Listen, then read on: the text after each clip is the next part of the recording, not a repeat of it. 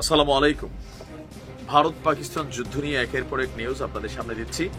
কে কে বলছে যে ভাই সকালে যেটা বলছেন বিকালে কেন নিউজ বদলে যাচ্ছে? দেখেন, নিউজ আমি বদলাচ্ছি না। যুদ্ধের এই পরিস্থিতি, যুদ্ধ হবে নাকি হবে না, এটা নিয়ে প্রতি মুহূর্তেই কিন্তু আসলে পরিস্থিতির রূপরেখা বদলে যাচ্ছে। যখন যে আপডেটটা আসছে সেটা আপনাদের সামনে দেওয়ার চেষ্টা করছি। একদিকে সীমান্তে পাকিস্তানের এই প্রথমবারের মতন এত বড় সামরিক মহড়া, অপরদিকে ভারতকে কাবু করতে হলে শুধু এই মহড়া দিয়ে কাজে দিবে না, সেটা পাকিস্তানও ভালো করে জানে।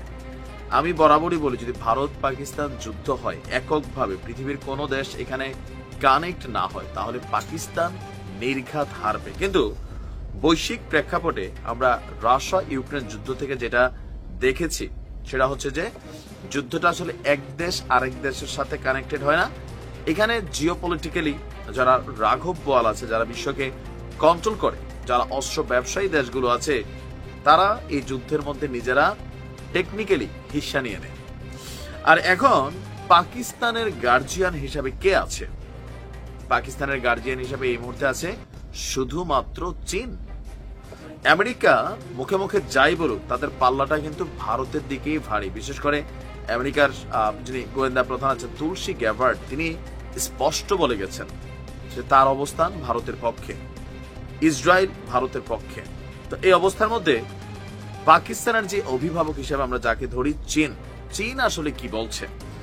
দর্শক, গেল কয়েকদিন যাবৎ পাকিস্তান সবচেয়ে বেশি কমিউনিকেশন করছে চীনের সাথে। চীনের পররাষ্ট্রমন্ত্রী আপনার ওয়াং ই, তিনি কন্টিনিউ নজরদারি রাখছেন, পাকিস্তানের সাথে যোগাযোগ রাখছেন।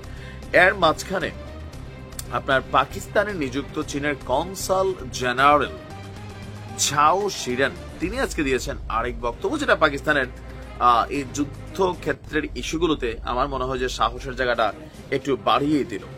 পাকিস্তানের সংবাদ মাধ্যম দ্য নিউজ ইন্টারন্যাশনাল বলছে, আজকে লাহোরে একটা বিশেষ বৈঠক হয়েছে, যেখানে এই আসন্ন যুদ্ধ সহ আরো যে পরিস্থিতিগুলো আছে সেই পরিস্থিতিতে চীনের ভূমিকা কি থাকবে তা নিয়ে তারা একটা কনফার্মেশন দিয়েছে। লাহোরে চীনের কনসাল জেনারেল ঝাও শিরেন বলছেন, সব পরিস্থিতিতেই পাকিস্তানের পাশে চীন থাকবে। লাহোরে পাকিস্তান পিপলস পার্টির কেন্দ্রীয় পাঞ্জাব শাখার নেতাদের সঙ্গে এক উচ্চ পর্যায়ের বৈঠক হয়। বৈঠকটি অনুষ্ঠিত হয় পিপিপি কেন্দ্রীয় পাঞ্জাবের অর্থ সম্পাদক আহমদ জাওয়াদ রানারের বাসভবনে। চীনের এই কনসাল জেনারেল বলছেন, চীনের সঙ্গে পাকিস্তানের সম্পর্ক কৌশলগত সহযোগিতা, অর্থনৈতিক উন্নয়ন, নিরাপত্তা অবকাঠামোতে দীর্ঘদিনের।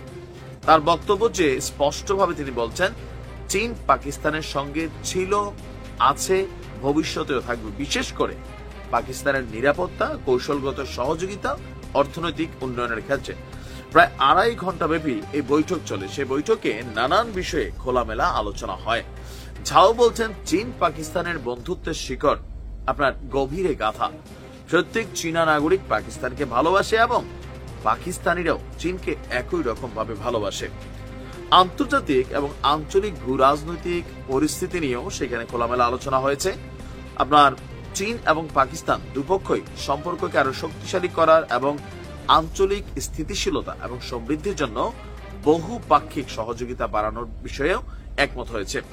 একদম বৈঠকের শেষ দিকে চীন পাকিস্তান বন্ধুত্ব চির অটুট থাকবে বলে তিনি বলছেন, পাকিস্তান শুধু প্রতিবেশী বা মিত্র নয়, চীনের কাছে একজন পরীক্ষিত বন্ধু। তার বক্তব্য, পারস্পরিক শ্রদ্ধা, কৌশলগত সহযোগিতাই আমাদের ভিত্তি। আর এই মুহূর্তে যে কোনো সিচুয়েশনে যুদ্ধকালীন আপনার পাকিস্তান চীনের সাপোর্ট পাবে।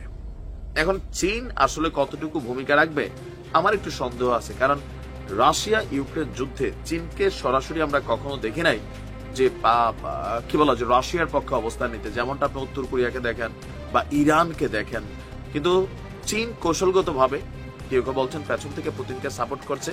আবার জাতিসংঘে যে ইস্যুগুলো আছে সেখানে কিন্তু রাশিয়া চীন একজোট হয়ে কাজ করছে। এখন পাকিস্তানের বেলায় কি জাতিসংঘ বা ইন্টারন্যাশনাল ফোরামে কাজ করবে, নাকি ধরেন সামরিকভাবেই সরাসরি মাঠে নামবে? আমার মনে হয় না সামরিকভাবে নামবে, তবে মেশিনারিজ দিতে পারে, এটা একটা বাস্তব দৃশ্য। ভালো থাকবে।